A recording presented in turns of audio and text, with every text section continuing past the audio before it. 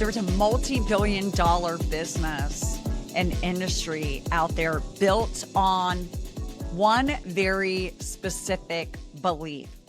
You are broken, that we are broken, that we are a problem to be solved. A rough draft that needs editing, a version 1.0 that needs an upgrade and is waiting for the upgrade. And here's the thing. If you're listening to this show, you are probably not new to personal growth. You've read the books, you've done the journaling, you sat in the meditations. I mean, you probably gone to meditation retreats. You're doing the work. You've listened to the podcast, this one included. And yet there's still this quiet whisper underneath it all that says, you're still not quite there yet. Does that sound familiar? Well, what if I told you that whisper, that relentless, exhausting whisper is not the voice of your highest self pushing you forward? What if that whisper is actually the wound self dressed up in the language of self-improvement? Today, we are going there. And I want to offer you something that might feel counterintuitive at first, maybe even a little uncomfortable, because we are so conditioned to believe that growth means fixing, that healing means correcting, that showing up for yourself means identifying everything that is wrong with you and working on it until it isn't wrong anymore. But what if the most radical, the most transformational thing you could ever do? Stop trying to fix yourself altogether. Welcome to Collective Guidance. I'm your host, Charla Goodnight, mindset and wellness educator, someone who spent the last 30 years in this work. This show exists to give you guidance that you already have within for your growth, for your healing, and to bring you home to who you've always been. If you're new here, welcome. I'm so glad you found this. If you've been here for a while, today's episode is for you, completely for you. You're going to really resonate with this. So let's get into it. I want to start with a question that I have for everyone. When was the last time you approached yourself, all of yourself, with genuine tenderness? Okay. Not just the parts of you that like you're proud of, not the version of you that shows up polished and prepared and like has it all together, but the part of you that, snaps when you're overwhelmed or gets agitated from something that's going on around you. The part of you that shrinks in certain rooms, the part of you that people pleases its way through every relationship just to keep the peace. I have done that.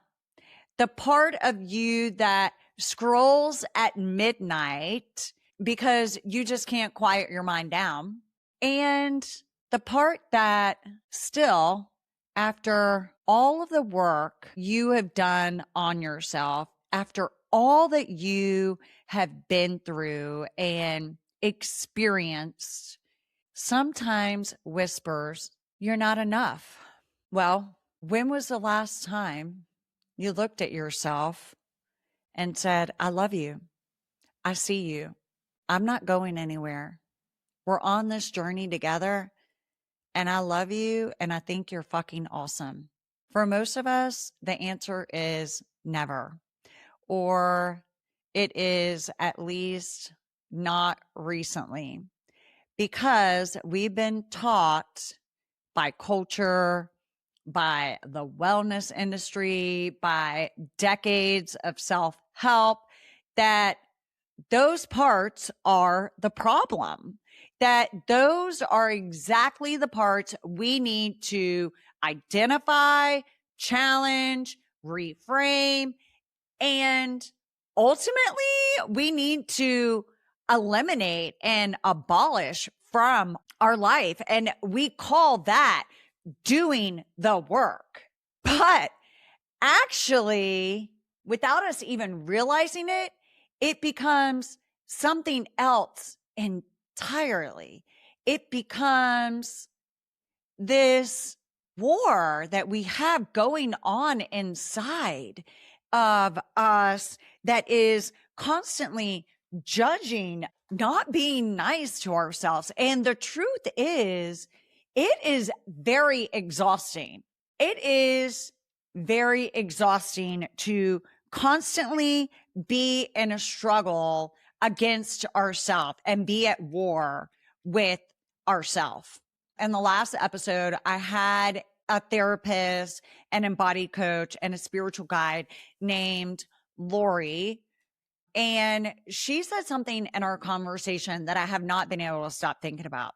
She said, change doesn't come by force or fixing. It comes by bringing those parts closer, by loving them, by listening to them, by recognizing them and letting them feel held and giving them what they never got when they were a kid.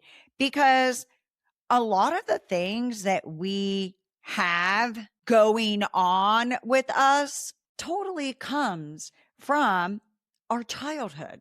The whole episode is about the therapeutic framework called IFS, internal family systems, which is built on the foundational idea that every single part of you, even the ones you're most ashamed of, even the ones that create the most chaos in your life, those parts are just trying to protect you. It is protection mechanisms that our subconscious automatically brings up. So every pattern that you have been fighting, the people pleasing, the overachieving, the shutting down, the self-sabotage, it's not a character flaw. It is not evidence that you are broken or behind or less. It is a part of you that learned at some point, usually very young in your life, that this behavior was the only way to stay safe, to stay loved, to survive. And your inner critic isn't your enemy. It's a protector that is working over time. Your need to keep peace in relationships isn't weakness. It's a part of you that learned that harmony meant safety. Your relentless drive to achieve, to show up, to take care of everyone around you, not a flaw. It's a tried strategy that was proven to be successful. And now you're doing it, and it's a tired strategy that has been running in the background of your life for a very, very long time. I think what is so important to know here is that those protector parts that show up, they don't need to be eliminated. They need to be understood. They need to be met. They need to be held. And I know that sounds so weird, right? How do I hold that part of me? Well, when you see that part of you coming up, you say, "Oh, I get it. You're just here to protect me. It's okay. I can handle this." I'm going to get a little personal here about something that really affected me. And I'm telling you this because I think it matters. I had someone in my life who I really, really loved a lot. I really cared for a lot. This person told me, it's all about you. And when they said it to me, it wrecked me because in my version of the story, I had given everything to that relationship. I had constantly put my needs aside. I had constantly shown up, sacrificed, bent over backwards, smooth things over and over and over again. And it fucking hurt when they said that to me.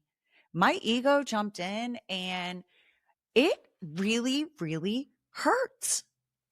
It hurt. It made me feel like everything that I had done was for nothing because this was a perception that they had of me. But what I eventually had to get honest with myself about was this: all of that giving wasn't entirely selfless.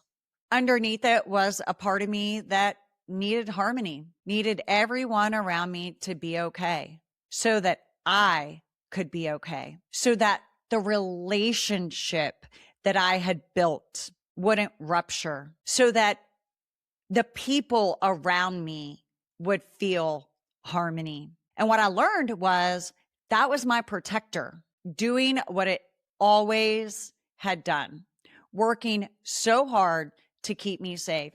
And when I recognized that pattern, my first instinct was honestly, I was fucking pissed. I was so mad at it. I said, not anymore. I'm done with that. Fuck that person. This is literally what I said. I am not doing this anymore. I don't care if people suffer because I am doing what feels right for me. I don't fucking care. But the thing is that that's not healing. That is just the war, the battle in a different costume, right? That's just me showing up to battle in a different costume. The real healing, the kind that actually changes you and transforms you, looks more like sitting down with the part of yourself and saying, I see what you were doing. I understand why. Thank you for trying to protect me. And I've got it from here. That is what it means to love the parts of yourself that aren't so easy to love, the ones that want to throw punches. And you're like, hey, but that is not love. The wellness and self help segment of industry, we talk a lot in the personal growth space about self love. And so much of it is focused on celebrating the great parts of yourself, right? To look yourself in the mirror and say, I'm so proud of your gifts. I own my power. I love you so much. I just think you're such a great person. And yes, absolutely, all of that matters. The things that you tell yourself are so important. And I am all about mirror work and giving yourself a great pep talk.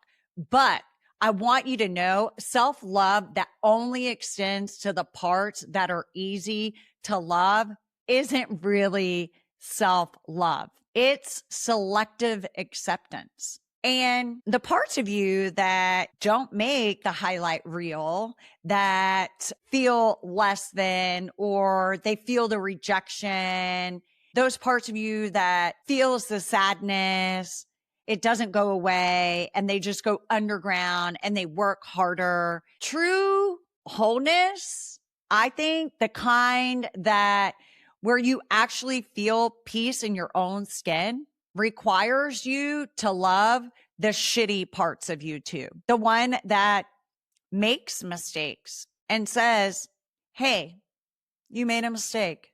It's okay. I still love you. You're human. You're going to make mistakes. This life is all about learning and growing. loving the parts of you that are still growing and expanding to your higher self. The messy parts, the scared parts, the parts that made choices. I always say make good choices, but the parts that have made choices that maybe you're not so proud of, they're running old protective strategies that really no longer serve you. I want you to know those parts of you, they hold so much wisdom, so much history, so much of the story of how you survived. They deserve your compassion, not your contempt. They deserve your love, not your disdain. Here's a beautiful paradox. The moment you stop fighting those parts and you really start getting curious about them, start offering them some warmth instead of shame, I firmly believe that is when those parts of you begin to shift. And it's not because you force them to, but because they finally feel safe enough to relax. In my last episode, as Lori said so beautifully, it just like melted my heart. She said, like anything you love, it just softens down. It feels held. It feels seen. It feels acknowledged.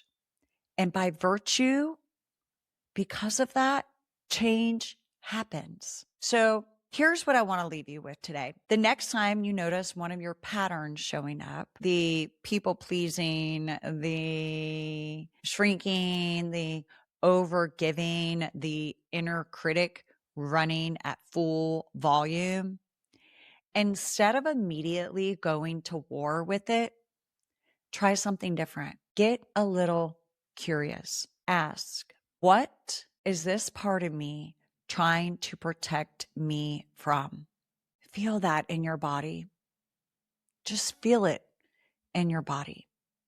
And then, if you can, just offer it a little bit of compassion. Just a little, just a tiny bit. You don't have to love it perfectly. You don't have to have it all figured out. That's the thing. We don't have to have shit all figured out all the time. You just have to be willing to love it and to look at it without flinching. And most importantly, look at it and say, I see you. You're not a problem. You're part of me. And this part of me, I'm not leaving you because you're not a project to be completed. You're not a rough draft waiting to be finalized. You are a whole, complex, beautiful, layered human being able to be in this human experience, doing the best you can with the life that you have been given. Feel that. Doing the best in the life you have been given. And this is all about a mind control. And I want you to know every single part of you is already enough. You are already enough.